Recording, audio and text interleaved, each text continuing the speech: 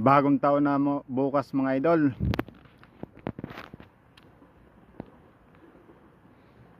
Basagan na naman ng makina.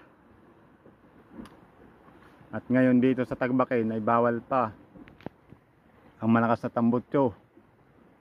Mag-uumpisa pa lang ay alas 10 ng gabi hanggang umaga.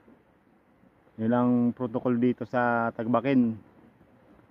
Mula sa Halang hanggang sa dito sa Tagbakin. Kaya naman nung kanina may nahuli na 2 tambutso, pinitpit ng pulis. Kaya naman ako ay nakadaan kay wala na sila.